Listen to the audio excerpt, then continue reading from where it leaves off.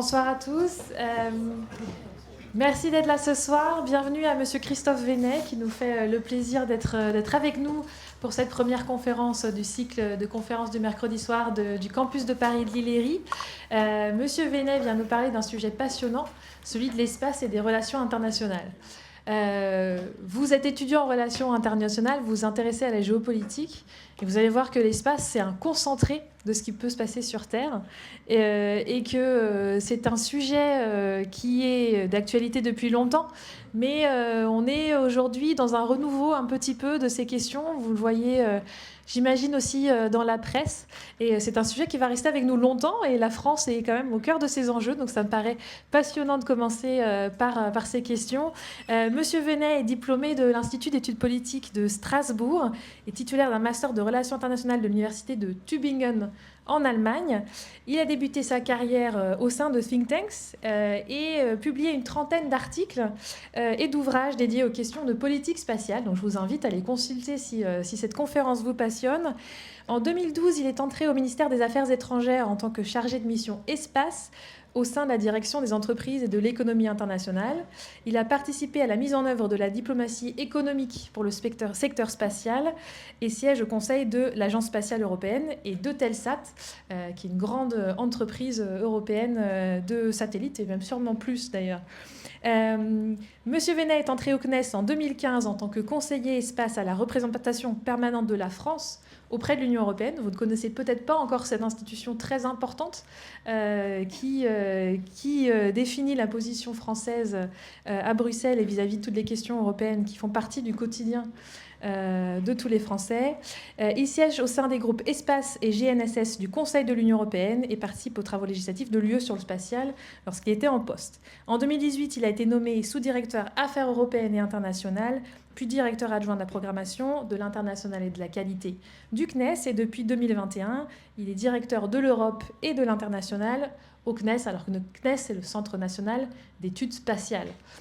C'est sûrement une institution que vous connaissez peu, mais vous allez voir que les enjeux internationaux sont au cœur de cette organisation. Et je vais laisser Monsieur Vennet en parler. Un grand merci à vous d'être parmi nous ce soir.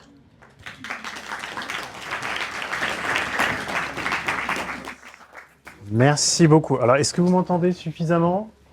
Oui? Non? Faut que je prenne le micro, c'est ça? Ou que je parle micro-cravate, ça marche pas? Bon. Bonsoir. Bonsoir à tous. Donc, je suis très très heureux d'être là aujourd'hui. D'abord, peut-être quelques mots en introduction sur moi, non pas parce que je suis égotique, mais parce que ça a quand même un petit lien avec ma présence ici. On a eu la bonté de présenter mon parcours. Donc, vous aurez compris que j'ai à la fois une formation très académique en sciences politiques et en relations internationales, et que j'ai rapidement bifurqué sur une carrière beaucoup plus pratique. Donc, je suis un praticien du spatial, mais toujours avec ce background académique, alors que j'ai un petit peu quitté parce que forcément on prend de la distance avec ces années étudiantes à tout point de vue, mais j'ai quand même constamment veillé à toujours trouver ce lien entre la théorie et la pratique, et donc j'ai continué à suivre de loin ce qui se faisait, ce qui s'écrivait, ce qui se pensait sur le spatial et sur mon secteur. Donc ça, c'est peut-être en guise d'introduction. La deuxième chose que je voulais vous dire, c'est que moi, je suis tombé dans le spatial complètement par hasard. Alors d'habitude, je le dis de manière plus provocante en disant que le spatial, c'est pas vraiment la tasse de thé, ce qui n'est pas totalement vrai parce que j'en ai quand même fait mon métier. Mais ce que je veux dire par là, c'est que le lien entre des études de sciences politiques et de relations internationales et le spatial n'est pas évident, ça saute pas aux yeux. Et d'ailleurs, c'est un monde qui est plutôt un monde d'ingénieurs très sérieux, avec des petites chemisettes, qui font des diagrammes sur des tableaux blancs, diagrammes que je ne comprends pas d'ailleurs dans la plupart des cas. Mais tout ça pour vous dire que quand on fait des études de sciences politiques ou de relations internationales comme vous, on peut parfois atterrir dans des secteurs assez éloignés initialement de ce qu'on pensait être le cœur de nos études, mais que les relations internationales, ça mène à plein de choses. Et pour ma part, c'est vraiment le fruit du hasard. J'ai suivi un cours de politique spatiale quand j'étais en master, parce que le titre m'intéressait, j'ai trouvé ça rigolo. Et je me suis dit, tiens, qu'est-ce que ça recouvre, qu'est-ce que ça peut bien être? Et puis, de fil en aiguille, en suivant ce cours, j'ai commencé à travailler dans les think tanks liés aux sujets spatiaux, passé au Quai d'Orsay et puis au CNES, qui est l'Agence spatiale française. Et donc, j'ai fini par faire toute ma jeune carrière dans le spatial en partant d'une formation en sciences politiques. Donc voilà, juste pour vous dire que tout est possible quand on fait des relations internationales. Avant de commencer, peut-être un petit mot. Évidemment, ce n'est pas un cours magistral, je ne vais pas vous asséner des vérités essentielles. Vous posez des questions quand vous voulez, à n'importe quel moment. On a coutume de dire qu'il n'y a pas de questions idiotes, c'est vrai, et c'est d'autant plus vrai quand on aborde un sujet qui est à la fois passionnant, mais qu'on ne connaît pas forcément très bien, qu'on connaît de loin. Alors tout le monde a vu Thomas Pesquet à la télé, mais le spatial, c'est beaucoup plus que Thomas Pesquet. Donc n'hésitez pas à m'interrompre, à poser des questions. S'il y a des choses qui vous interpellent ou que vous souhaitiez que j'approfondisse. J'ai choisi comme angle ce soir un angle assez large. Donc j'ai intitulé mon intervention « Espace et politique internationale » de manière extrêmement audacieuse, simplement pour essayer de mettre en lumière justement les liens qui existent entre le spatial et les relations internationales et la politique internationale au sens large. Alors ma conférence, elle pourrait tenir en une phrase finalement, qui est que le spatial est le miroir de ce qui se passe sur Terre. Et je pourrais m'arrêter là. Alors évidemment, ce serait un peu frustrant pour moi et pour vous peut-être, mais c'est un très très bon résumé de ce qu'est le spatial. Finalement, le spatial n'est pas décorrélé de toutes les problématiques terrestres qu'on connaît dans le domaine des relations internationales, que vous avez commencé, j'imagine, à aborder, que vous allez approfondir au cours de votre cursus. Mais s'il y a une idée centrale à retenir, c'est celle-ci. Le spatial, ce n'est pas un domaine de rêve, ce n'est pas un domaine de science, ça l'est aussi, mais c'est un domaine foncièrement guidé par des considérations politiques. Alors, sur ces bonnes paroles, si ma présentation veut bien, voilà. Je vous présente juste le plan. Alors, je vous rassure, c'est la planche où il y a le plus de trucs écrits. Donc, l'idée, c'est pas du tout de vous assommer, mais simplement de vous donner un aperçu de la manière dont je vais aborder le sujet. Je commencerai par un petit rappel historique pour vous montrer comment, dès le départ, le spatial a été vraiment marqué profondément par des considérations de politique internationale. C'est donc la première partie. Ensuite, la partie peut-être la plus substantielle, la plus intéressante aussi, c'est le paysage spatial aujourd'hui. Qu'est-ce que la politique internationale aujourd'hui? Quels en sont les acteurs? Quelles en sont les thématiques? Comment tout ça interagit? Donc vous faire en fait un panorama de la politique spatiale internationale aujourd'hui. Et puis terminer quand même par un petit focus sur l'Europe et sur la France, parce qu'une fois qu'on aura passé en revue les grandes tendances de la politique spatiale internationale, il faudra quand même se poser la question du positionnement de l'Europe et de la France, qui sont nos cadres d'action naturelle dans le spatial. Et puis moi, en tant que représentant de l'Agence spatiale française, j'ai évidemment une vue à la fois théorique et aussi de praticien, puisque c'est ce que je fais au quotidien. Alors, voilà, vous voyez, il y a plein d'images. Pour commencer, le spatial dans la guerre froide et puis juste avant la guerre froide. Alors, sans vous assommer de références historiques, disons que l'ère spatiale a commencé quand on a envoyé la première fusée qui est sortie de l'atmosphère. Il n'y a pas de définition établie, ni en droit international, ni en coutume, de la limite entre l'atmosphère et l'espace. Pourquoi? Parce que, en fait, c'est pas une frontière nette. La limite, la définition de l'espace, c'est l'absence de molécules d'air. Et en fait, plus on augmente en altitude, moins il y a de molécules d'air, mais les choses se font de manière très transitionnelle. Donc, on admet généralement que la limite de l'espace se situe aux alentours de 100 km d'altitude. Donc en dessous, on considère que c'est encore l'atmosphère, la stratosphère en l'occurrence, et au-dessus, c'est l'espace. Donc, on est entré dans l'ère spatiale la première fois où on a envoyé une fusée dans l'espace. Et il se trouve que vous savez certainement, ça s'est fait dans des conditions pas très reluisantes, puisque c'est la première image à droite, la première fusée qui a quitté l'atmosphère terrestre, c'est la fusée allemande V2, ou plutôt la fusée nazie, V2. Donc une fusée qui a été fabriquée pendant la Seconde Guerre mondiale à des fins militaires. Donc vous voyez déjà tout de suite le lien, dès les origines du spatial, avec les questions de sécurité, les questions de défense. Et en l'occurrence, le spatial est né au cœur de la Seconde Guerre mondiale. Et il a connu une accélération parce que le régime nazi y voyait une arme extraordinaire. Alors on parlait d'armes armes magiques ou armes extraordinaires. Il y en a eu plusieurs, et en particulier les V2.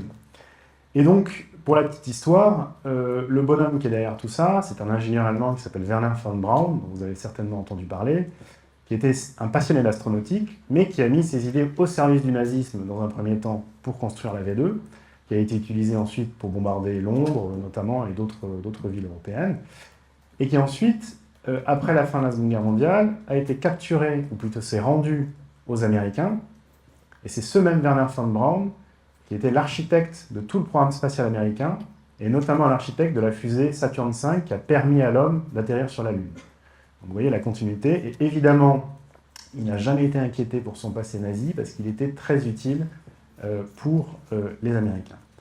Donc ça, c'est un peu pour planter le décor, et pour vous dire que dès le début, le spatial était lié à des considérations politiques terrestres. Ce qu'il faut retenir, c'est que pendant la guerre froide, il y avait deux grands déterminants de la politique spatiale. Le premier, c'est, et je l'ai dit, évidemment, d'utiliser le spatial comme outil de puissance et outil de sécurité. Pourquoi ? Parce que le spatial avait deux fonctions dans le domaine de la sécurité au moment de la guerre froide. La première fonction, c'est que c'était le lieu de passage des missiles balistiques. Et les missiles balistiques, qui en fait sont des fusées, parce qu'un missile balistique et une fusée, c'est exactement la même technologie.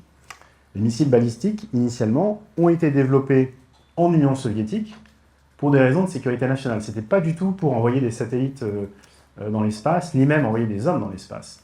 C'était pour combler un déficit stratégique entre l'Union soviétique et les États-Unis, puisque à l'époque de la fin de la Seconde Guerre mondiale et jusqu'au milieu des années 50, les Américains avaient une supériorité technologique, notamment dans le domaine de la dissuasion, qui était manifeste. Parce qu'ils avaient des bombardiers à long rayon d'action qui étaient capables de frapper le territoire soviétique avec des armes nucléaires, alors que les soviétiques, eux, n'avaient pas de bombardiers suffisamment puissants pour aller frapper le territoire américain. Et donc, ils ont développé une stratégie alternative qui a consisté à fabriquer et à construire des missiles balistiques. Et c'est ça le point de départ de la conquête de l'espace. C'est une origine qui est purement militaire. Et ensuite, l'enchaînement de conséquences et de causalité a conduit les États-Unis, eux aussi, à embrayer le pas aux Soviétiques. Parce que les États-Unis ne se sont pas du tout souciés de spatial. Alors certes, ils ont capturé Werner von Braun après la fin de la Seconde Guerre mondiale, ils ont capturé aussi des ingénieurs allemands, mais ils développaient des fusées en concurrence entre les différentes armées, la marine, l'armée de l'air, l'armée de terre. Ce n'était pas une priorité absolue. Et ce qu'il faut comprendre, c'est que la deuxième image qu'on voit, qui est le satellite Sputnik, c'est-à-dire la première fois qu'on a envoyé un satellite en orbite autour de la Terre, c'était les Soviétiques qui ont réalisé cette prouesse en 1957, les Américains, tout à coup, de manière extrêmement brutale, ont compris leur vulnérabilité stratégique.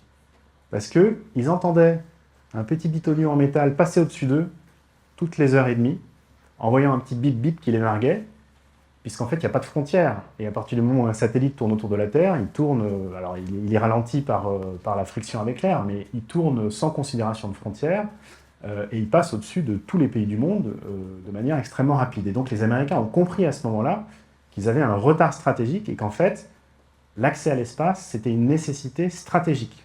Et donc ils ont commencé, eux aussi, à développer des missiles balistiques, et donc des fusées, pour contrer les Soviétiques. Ça, c'est le premier aspect d'utilisation du spatial à des fins de défense.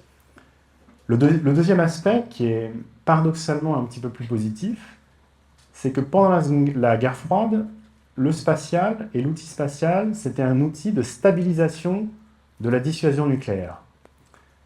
Comme vous le savez, la dissuasion nucléaire repose sur ce qu'on appelle l'équilibre de la terreur.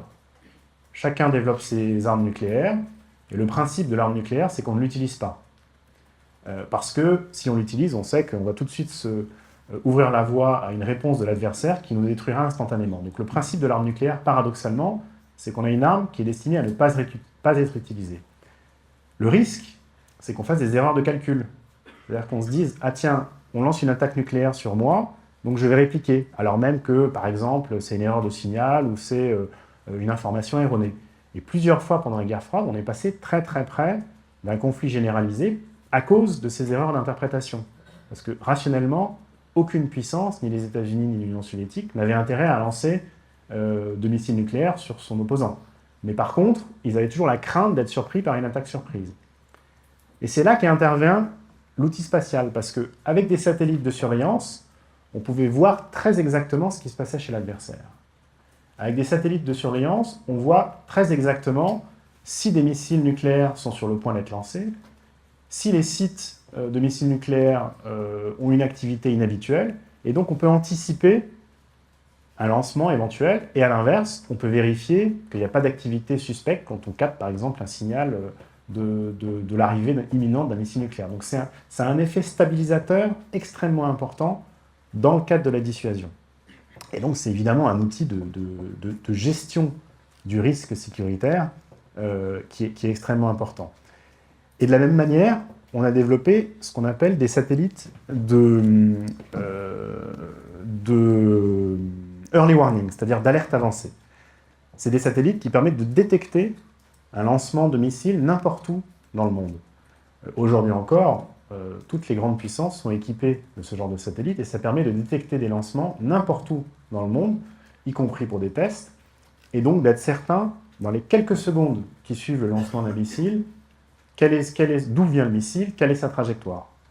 Et là encore, évidemment, c'est un facteur de stabilité important, puisque à la fois les Soviétiques et les Américains disposaient de ce genre de satellites et pouvaient donc voir très précisément ce qui se passait chez leur adversaire.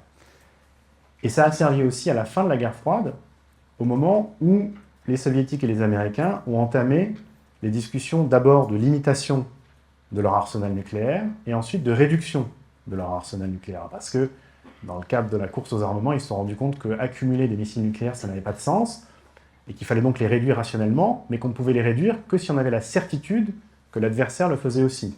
Et là encore, comment on faisait, entre autres, pour vérifier que l'adversaire respectait bien ses engagements, on mettait ces missiles nucléaires démantelés bien en évidence dans des lieux qui étaient définis à l'avance, et puis l'adversaire passait, prenait des photos satellites, et pouvait vérifier et être certain que les missiles nucléaires avaient bien été démantelés.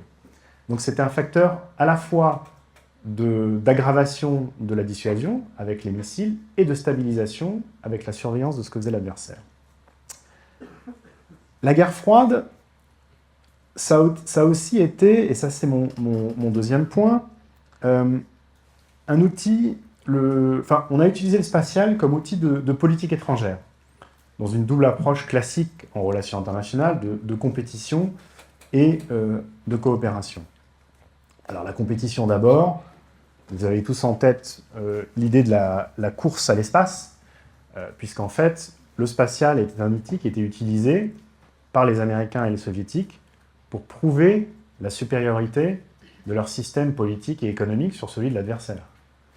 Et donc dans les premiers temps de la course à l'espace, c'est l'Union soviétique qui a fait la course en tête, avec une série de premières. Premier satellite artificiel lancé en 1957, avec Sputnik. Premier cosmonaute dans l'espace, c'est le petit bonhomme orange que vous voyez là, qui est Yuri Gagarin. Voilà, exactement. Première femme dans l'espace, Valentina Tereshkova. Première sortie dans l'espace dans un scaphandre, Alexei Leonov en 1965. Et donc, toutes ces premières donnaient l'impression, finalement, que le système soviétique était supérieur au système libéral américain. Et par le spatial, l'Union soviétique faisait la preuve de sa supériorité technique, politique, économique sur les Américains. Évidemment, la logique s'est inversée de manière spectaculaire quand Kennedy a décidé qu'il allait relever le défi et qu'il allait envoyer un Américain sur la Lune, avant les Soviétiques. Et ça, c'est un défi absolument extraordinaire, mais ça ne reposait sur des bases que politiques. C'est-à-dire que l'intérêt scientifique d'envoyer un bonhomme sur la Lune, il est quasi nul. Ils ont ramené quelques échantillons, mais c'était surtout pour des raisons de prestige et de politique internationale qu'on a lancé le programme lunaire américain. Et puis 1969, le succès avec Armstrong qui marche sur la Lune, qui bat les Soviétiques dans cette course à la Lune et qui prouve aux yeux des Américains la supériorité in fine du système industriel, politique et économique américain. Au-delà de la compétition entre l'Union soviétique et les États-Unis, il y a aussi une compétition qui se jouait sur un autre axe très structurant des relations internationales de cette période, c'est l'axe Nord-Sud. Alors ça peut paraître contre-intuitif, parce qu'on se disait finalement il n'y a que les Américains, les Soviétiques et puis quelques autres États qui pouvaient avoir accès à l'espace, mais c'était justement le problème. Il y a toute une série d'États du Sud qui ont commencé dans les années 60 et 70 à émettre des revendications en disant il faut que la ressource spatiale soit distribuée de manière plus équitable. Et finalement, il ne faut pas que l'outil spatial soit réservé à quelques grandes puissances qui ont des moyens techniques et qui peuvent accéder à l'espace et fermé à tous les autres, notamment à tous les pays du Sud. Donc il y a toute une vague de revendications qui s'inscrit dans le contexte Nord-Sud qui a émergé et qui a notamment débouché sur une allocation beaucoup plus équilibrée de certaines ressources qu'on appelle des ressources rares dans l'espace, que sont d'une part l'orbite géostationnaire. Alors l'orbite géostationnaire, qu'est-ce que c'est? C'est une orbite qui est située à 36 000 km d'altitude. Et la particularité de cette orbite, c'est que quand vous avez un satellite à cette orbite, il tourne exactement à la même vitesse que la Terre. Et ça veut dire quoi? Ça veut dire qu'en fait, le point est stable dans l'espace. Donc vous avez un satellite qui est toujours au-dessus du même point, au-dessus de la Terre. Et ça, c'est extrêmement utile, notamment pour les télécommunications. Ça permet de communiquer de l'Amérique jusqu'à l'Europe, de l'Europe jusqu'à l'Asie, en utilisant le satellite comme outil de transit, finalement. Et c'est une ressource rare parce qu'il n'y a qu'une seule orbite qui a ces caractéristiques-là. Et donc, on peut mettre un nombre limité de satellites sur cette orbite. Donc ça, c'est la première ressource rare. Et la deuxième, ce sont les fréquences. Parce que les satellites, pour fonctionner, utilisent des fréquences. Et là, pareil, la bande de fréquences est limitée par la physique, simplement. Et donc, on ne peut pas caser un nombre infini de satellites dans une bande de fréquences. Donc, il faut attribuer les fréquences. Et donc, pour faire court, au début de l'âge spatial, l'attribution se faisait sur une base, finalement, très libérale, c'est-à-dire le premier qui arrive est le premier servi. Et sous la pression, notamment, de tous ces États du Sud, l'ONU, par le biais d'une organisation spécialisée qui s'appelle l'UIT, l'Union internationale des télécommunications, a décidé qu'on allait distribuer ces fréquences et ces orbites géostationnaires de manière beaucoup plus équilibrée à tous les pays du monde. Donc vous voyez qu'on retrouve, là encore, dans le spatial, les marques des grandes tendances politiques et géopolitiques sur Terre. Mais le spatial, pendant la guerre froide, c'était aussi la coopération. C'est un outil de coopération, parce que c'est un outil de prestige, là aussi, qui permet de prouver la supériorité d'un système, et qui était utilisé au sein de chaque camp comme outil de coopération. Ça a été le cas par les soviétiques, qui ont créé un programme qui s'appelait Intercosmos, et qui du coup permettait à des pays du bloc de l'Est de voler dans l'espace, d'envoyer des astronautes dans l'espace, des cosmonautes plutôt. Donc il y a des Allemands de l'Est, des Bulgares, des Hongrois, des Cubains, des Vietnamiens qui ont volé avec les Soviétiques. Les Américains n'avaient pas de programme similaire au début, ça s'est fait ensuite dans les années 80 avec la navette, mais ils ont aussi développé des programmes, notamment de stations spatiales, visant à fédérer le bloc de l'Ouest autour d'eux, donc les Américains, les Européens et les Japonais. Mais de manière plus surprenante, il y a aussi eu des coopérations entre les blocs. Alors vous avez là une image qui est assez intéressante, en haut à droite. C'est un Américain et un Soviétique qui se serrent la main dans l'espace. Et en fait, c'est une mission qui a eu lieu en 1975, Apollo-Soyouz. Donc la capsule américaine Apollo qui a emmené les astronautes sur la Lune et la capsule soviétique Soyouz qui se sont amarrés dans l'espace comme symbole de la détente. Parce que c'était la période de la guerre froide au cours de laquelle l'Union soviétique et les États-Unis entraient dans une période dite de détente où les coopérations devenaient de plus en plus denses et où les relations finalement s'amélioraient. Ça s'est aggravé ensuite dans les années 80 avec Reagan notamment côté américain, mais à cette période-là, on était dans une période de détente et donc le spatial a été utilisé comme symbole de ce rapprochement entre les États-Unis et l'Union soviétique. Et il y a également eu des coopérations entre différents pays des deux blocs, la plus emblématique étant la coopération entre la France et l'Union soviétique. Vous avez là Jean-Loup Chrétien en bas, qui est le premier astronaute français et le premier astronaute européen. Alors il y a un cosmonaute allemand qui est parti avant, mais en tout cas c'est le premier occidental à être allé dans l'espace hors États-Unis, et il a volé avec les soviétiques. Et pourquoi il a volé avec les soviétiques? Parce que dans la grande tradition gaullienne, que vous connaissez certainement, non pas de non-alignement, mais de diplomatie tous azimuts, ouverte, la France, en étant partenaire de l'Ouest et en étant un partenaire des Américains, a aussi coopéré avec l'Union soviétique très très tôt, en signant des accords de coopération dès les années 60 avec l'Union soviétique sur le spatial. Et donc on a eu des coopérations entre la France et l'Union soviétique en pleine guerre froide. Voilà, ça c'était le petit retour historique sur la période de la guerre froide. Maintenant, je vais vous en dire un petit peu plus sur ce qui s'est passé après la guerre froide. Avec d'abord la césure post-guerre froide, donc la césure de la chute du mur, 89, et puis la dissolution de l'Union soviétique dans les années 90-91.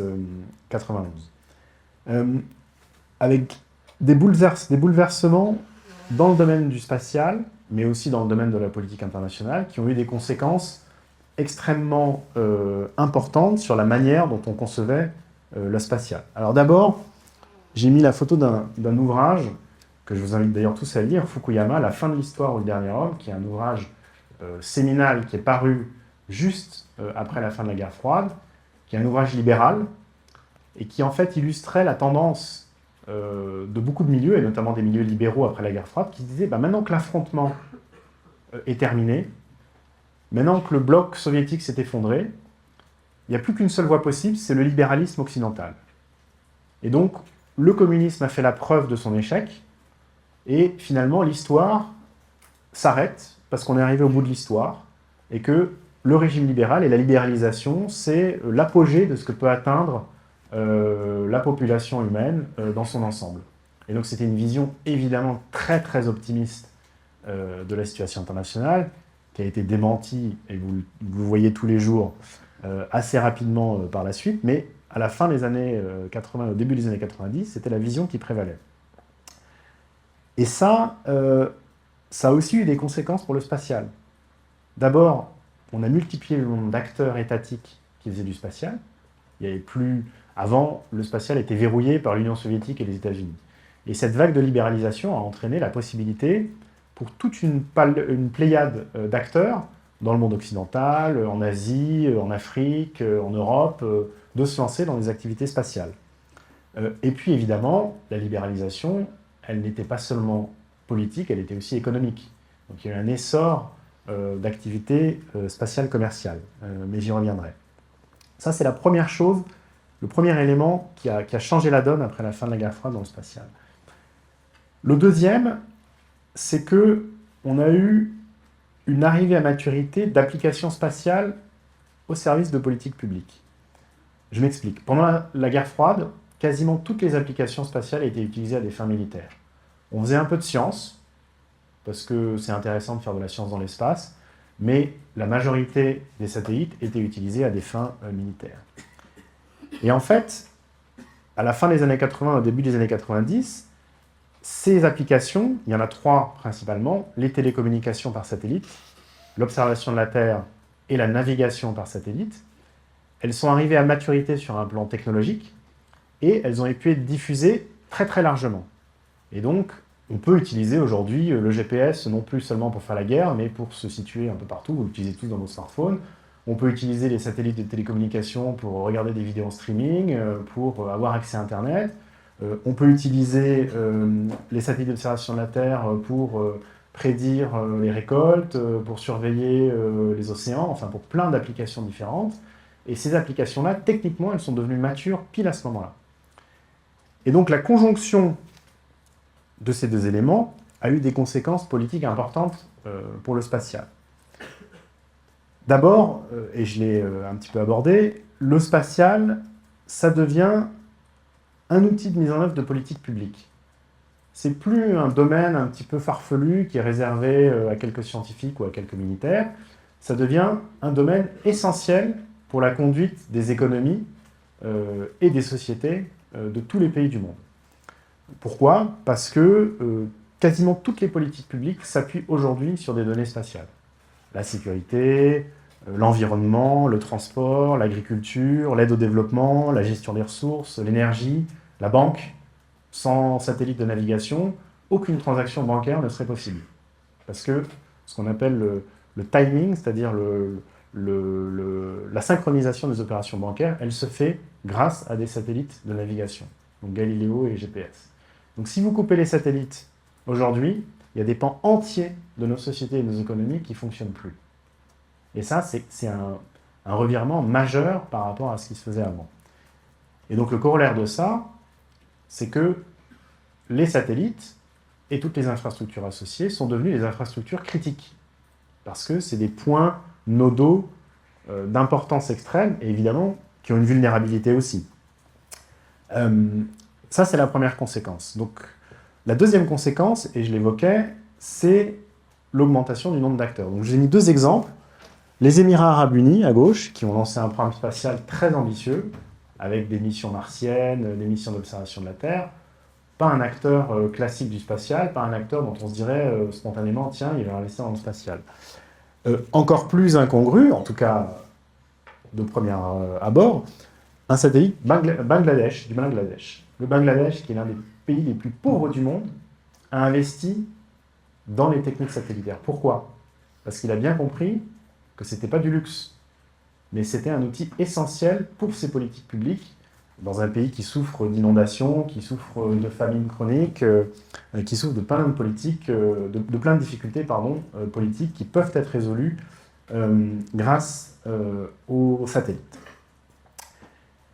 Et puis, la dynamique que je vous brossais tout à l'heure de coopération et de compétition qui existait pendant la guerre froide, elle existe toujours aujourd'hui. Le spatial est au cœur de cette dynamique-là, compétition, coopération. Coopération d'abord parce que après la guerre froide, on a vu se multiplier les organisations internationales de coopération dans le domaine spatial.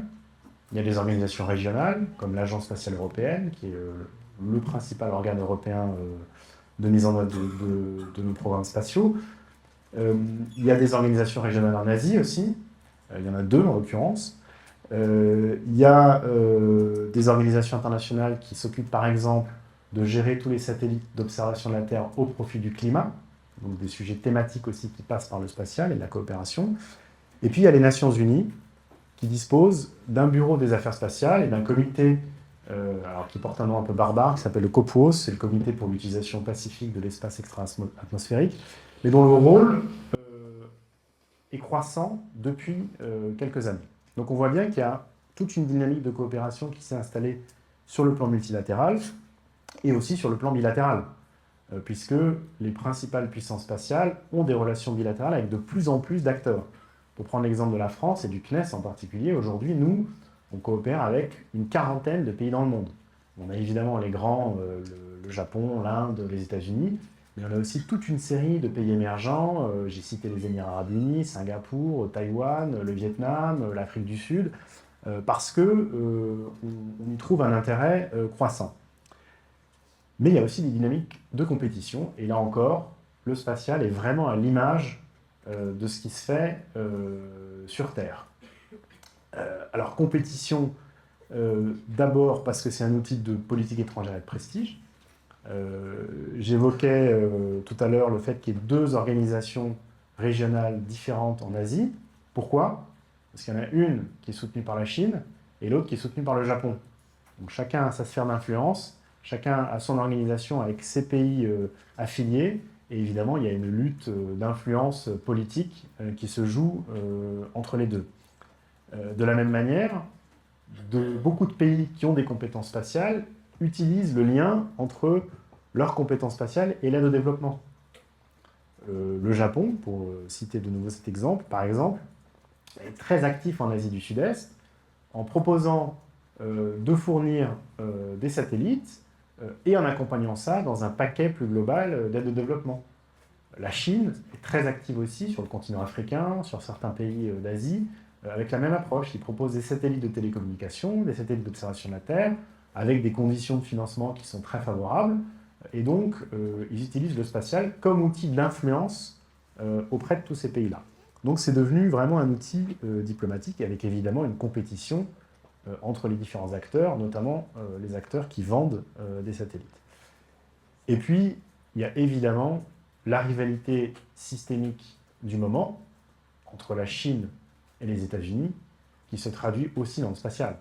Parce qu'on évoquait au début la course à la Lune pendant la guerre froide, on assiste aujourd'hui à une nouvelle course à la Lune entre les États-Unis et la Chine. Alors évidemment, elle n'est pas aussi exacerbée, elle n'est pas aussi assumée que pendant la guerre froide, mais pour autant, il y a deux projets concurrents pour aller sur la Lune, l'un qui est chinois et l'autre qui est américain. Et ça, c'est les deux images que vous voyez en bas.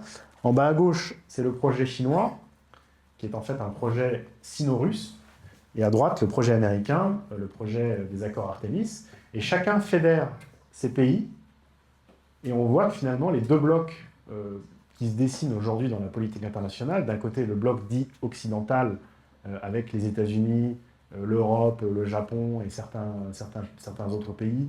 Et puis de l'autre côté, le bloc, alors je ne sais pas comment on peut l'appeler, les BRICS, les non-alignés, l'Organisation de coopération de Shanghai, on appelle ça comme on veut, mais les pays qui contestent l'ordre occidental des relations internationales se regroupent autour de la Chine et de la Russie. Et c'est... Oui, pardon. Et pour vous montrer à quel point cette rivalité est importante, les Chinois sont tout simplement interdits d'aller dans l'ISS. Ouais, tout à fait. Et de la même manière, les Américains ne volent pas sur la station chinoise. Et alors, c'est un problème dans l'absolu. Ce sera un problème beaucoup plus important quand les deux auront des bases sur la Lune. Parce que l'ISS, c'est une chose. Qu'il n'y ait pas de Chinois qui accèdent à l'ISS, bon, c'est un fait, mais c'est pas dramatique. Qu'il n'y ait pas d'Américains sur la station chinoise, c'est pas dramatique. Le jour où il y aura deux bases, une américaine et une chinoise, sur la Lune, potentiellement à quelques kilomètres l'une de l'autre, sans que les deux se parlent, ça, potentiellement, c'est une source de conflit. Donc vous voyez que, finalement, tout ce qui se passe dans l'espace est le reflet de ce qui se passe sur la Terre.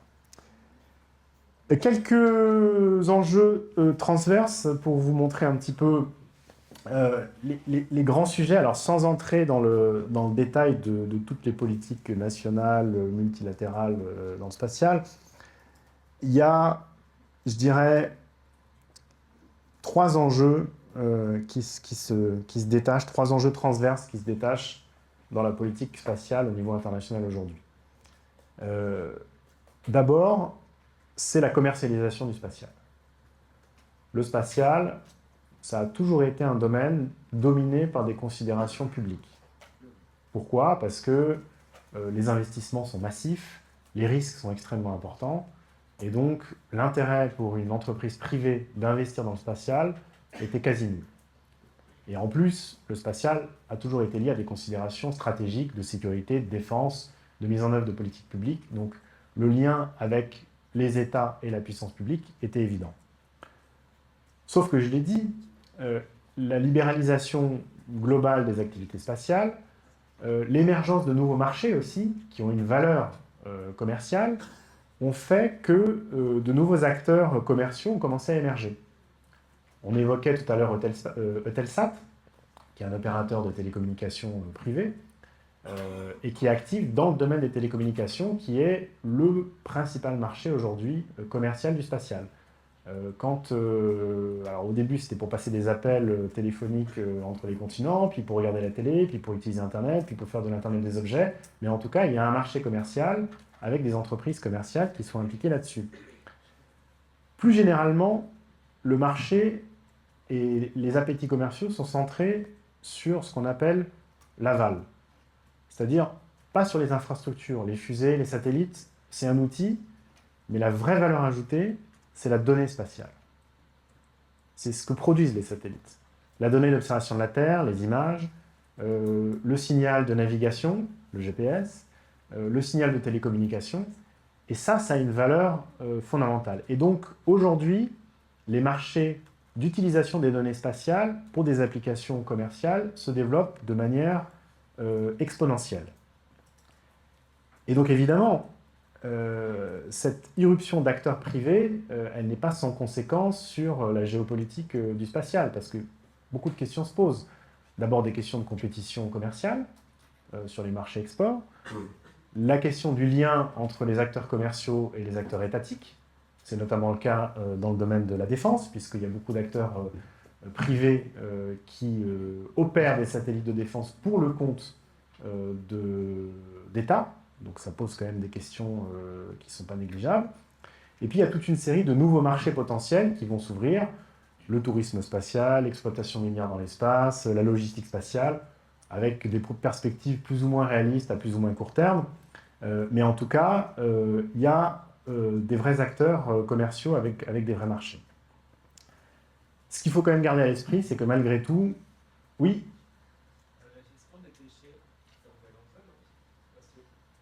Alors, je vais y venir, vous anticipez un peu sur ce que je vais vous dire, mais c'est effectivement un sujet, mais pour le coup, c'est pas un sujet commercial. C'est pas encore un sujet commercial parce que il n'y a pas de marché commercial pour gérer les déchets spatiaux. C'est un problème de politique publique. Mais j'en dirai un mot, dans un instant. Juste pour terminer sur les questions de commercialisation.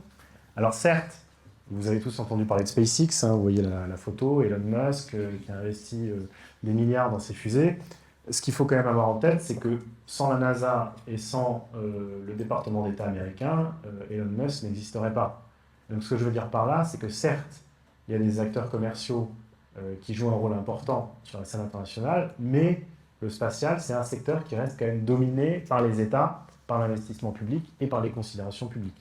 Pourquoi? Parce que même si on a baissé le coût d'accès à l'espace, ça reste quand même très cher, avec des risques extrêmement importants. Et donc, un acteur privé a des difficultés à endosser ces risques-là. Donc ça, c'est le premier sujet transverse, la commercialisation et son impact sur les politiques spatiales. Le deuxième sujet, et ça rejoint ce que vous évoquiez, c'est les questions de durabilité ou de soutenabilité, au sens large. Alors là, il y a deux aspects. Le premier, c'est un aspect tourné vers la Terre. En fait, toute notre politique climatique repose sur des données satellitaires. C'est-à-dire que sans les satellites, on n'aurait aucune vision globale du changement climatique et de ses impacts. Sur les 50 variables climatiques essentielles, c'est-à-dire les variables qu'on utilise pour quantifier le changement climatique, plus de la moitié ne sont observables que depuis l'espace. Et donc vous comprenez immédiatement l'intérêt absolument central de l'outil spatial et des satellites d'observation du climat pour la politique publique du climat, qui est l'une des préoccupations majeures au niveau international aujourd'hui. Et donc on a lancé des satellites qui surveillent le niveau des eaux, le niveau des océans, qui surveillent le niveau des glaces, qui peuvent surveiller le niveau de la végétation, qui peuvent donner des informations sur la déforestation, sur les phénomènes chimiques dans l'atmosphère qui expliquent le changement climatique, parce qu'en fait on connaît assez mal le fonctionnement global du changement climatique.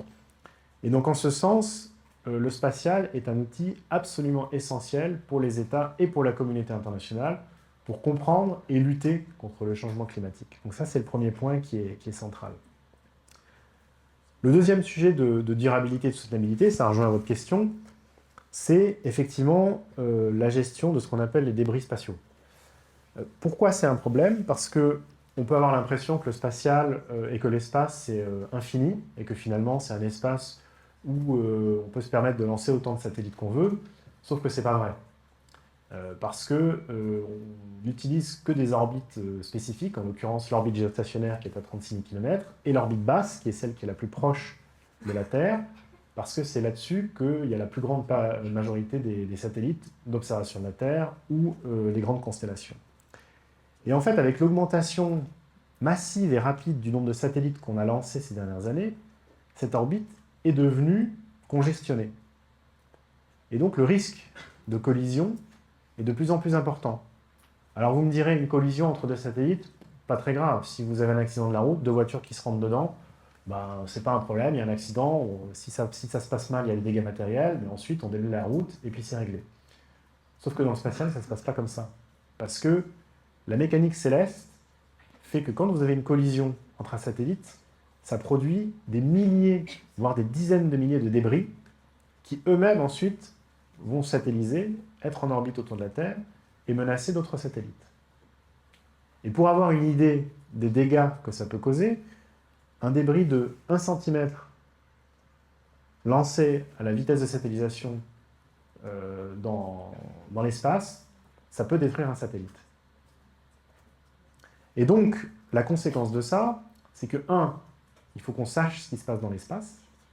Et donc, on a développé des systèmes d'observation des orbites pour détecter les débris.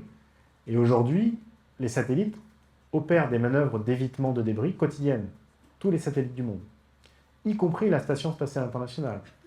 Et très régulièrement, les astronautes sont mis dans la capsule au cas où la station serait touchée par un débris pour être prêts à repartir vers la Terre immédiatement, si la station se dépressurisait.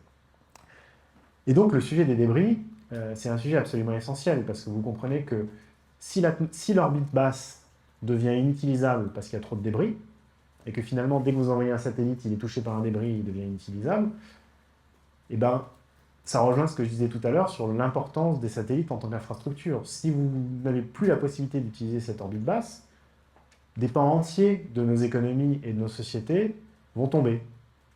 Et donc, l'enjeu de gestion des débris dans l'orbite basse, c'est un enjeu qui est absolument crucial pour l'ensemble des pays du monde.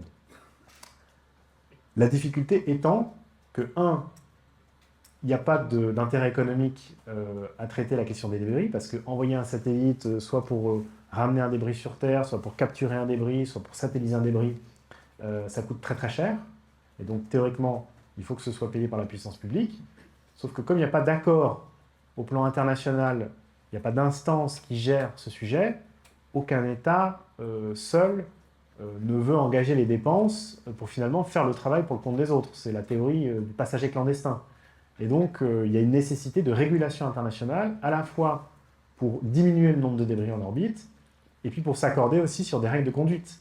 Parce que ce qu'il faut comprendre, c'est que chaque État, chaque entreprise envoie ses satellites, il y a un minimum de règles qui sont imposées par le droit international, il faut l'immatriculer, il faut signaler son orbite, mais il n'y a aucune règle de circulation, il n'y a pas de code de la route dans l'espace. Et donc, c'est un peu le Far West.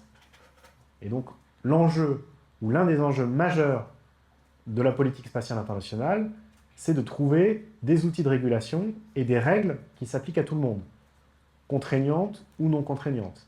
Dans le contexte que j'évoquais tout à l'heure, de rivalité entre l'Union soviétique, la Chine et les États-Unis, la Russie, et puis toutes les puissances du Sud aussi, qui ne sont pas d'accord sur les règles à adopter, et par exemple, les pays du Sud qui reprochent aux pays occidentaux d'avoir utilisé les orbites pendant de longues années, et puis tout à coup de se rendre compte qu'on peut les rendre inutilisables, et donc il faut imposer des restrictions, alors qu'eux-mêmes viennent tout juste d'arriver dans le secteur spatial. C'est un peu la même problématique que pour le climat, finalement. Donc vous voyez bien, là encore, que le spatial n'est que l'illustration de problématiques qui sont très, très terrestres. Et le dernier point, le dernier sujet transverse, j'ai évoqué la commercialisation, la soutenabilité ou la durabilité. Le dernier point transverse, c'est les questions de sécurité et de défense. Parce que, j'en ai parlé au moment de la guerre froide, l'utilisation du spatial à des fins militaires. Il y a eu cette petite période à la fin de la guerre froide où tout le monde pensait que finalement la paix allait advenir de manière automatique parce que c'était la fin de la lutte entre les systèmes et que tout le monde vivrait heureux dans le meilleur des mondes. Malheureusement, la réalité internationale nous a rattrapés assez vite et le spatial ou l'espace est devenu un sujet de préoccupation militaire et de défense. Alors traditionnellement, on distingue trois approches, trois utilisations du spatial à des fins de défense. La première, c'est le spatial, et je l'ai dit en introduction, comme lieu de passage de missiles balistiques. Bon, ça a toujours existé, ça existera toujours. C'est ni bien ni mal, enfin, c'est en lien avec la dissuasion, mais il n'y a pas de changement notable par rapport à ce qui existait déjà au début de l'âge spatial. Le deuxième aspect militaire du spatial, c'est l'utilisation de satellites à des fins terrestres, c'est-à-dire l'utilisation de satellites en gros pour des opérations militaires sur Terre. Et là aussi, on est dans une forme de continuité par rapport à ce qui se faisait pendant la guerre froide. Alors c'est beaucoup plus sophistiqué aujourd'hui, mais les armées du monde, en tout cas les principales armées du monde, s'appuient sur l'outil satellitaire pour leurs opérations militaires. Le GPS pour le positionnement, le guidage des missiles, l'observation de la Terre pour espionner les ennemis et puis pour avoir une vision de la situation tactique et stratégique, les télécommunications pour communiquer sur des théâtres d'opérations extérieures. Donc ça, c'est dans la continuité de ce qui se faisait déjà, avec quelques raffinements et quelques améliorations. La vraie différence, c'est que le spatial est en train, ou en tout cas court le risque, de devenir un théâtre d'affrontement en lui-même, ce qui n'a jamais été le cas par le passé. Pourquoi? Parce que d'abord, il y avait des régimes internationaux qui interdisaient le placement d'armes de destruction massive dans l'espace, donc c'est le traité sur l'espace, et ensuite parce qu'évidemment, tout le monde, enfin les grandes puissances comprenaient bien que c'était une escalade, qu'on franchirait une escalade dans ce cas-là qui était dangereuse. Sauf qu'aujourd'hui, ça ne tient plus.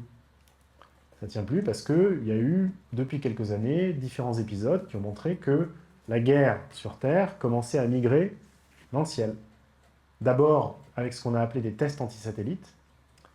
Les Chinois, en 2006, ont détruit l'un de leurs satellites avec un missile tiré du sol, ce qui prouvait à la fois qu'ils avaient la technologie pour le faire et que donc ils pouvaient menacer les satellites militaires américains, mais ce qui a aussi créé des débris, et ça rejoint le point que j'évoquais tout à l'heure sur la création de débris et sur le fait qu'on se tirait une balle dans le pied, littéralement, en créant des débris. Les Américains, les Indiens et les Russes ont suivi, ont fait des tests anti-satellites sur leurs propres satellites aussi, pour